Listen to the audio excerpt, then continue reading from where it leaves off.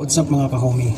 Today gawa tayo ng coffee vanilla gamit yung sprout milk, vegan sprout milk gawa sa plant-based milk, gawa sa pea milk. Alright. Start natin. So gamit lang tayo ng brew coffee or Nescafe instead of coffee ground beans.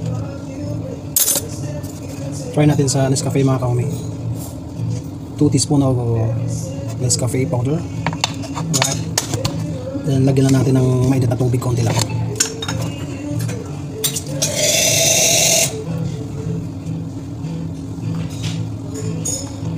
Alright.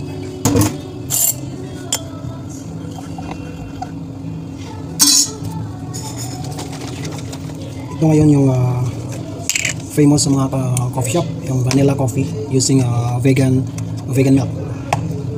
Vegan milk mga ka-homie sa non-dairy. Alright. Yan, amoy pa lang ng bango. Okay, here we go.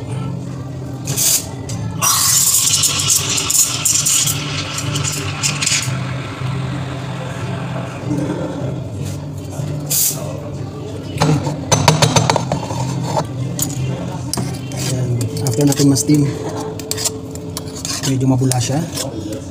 Alright. At look like creamy coffee. Creamy milk.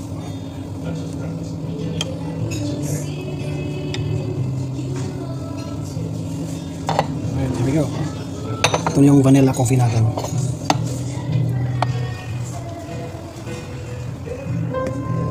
So, try na natin siya mga ka-homie na. Oo nga mga ka-homie, masarap. Masarap siya mga ka-homie. Plant-based milk. Alright. Sprout milk, vanilla.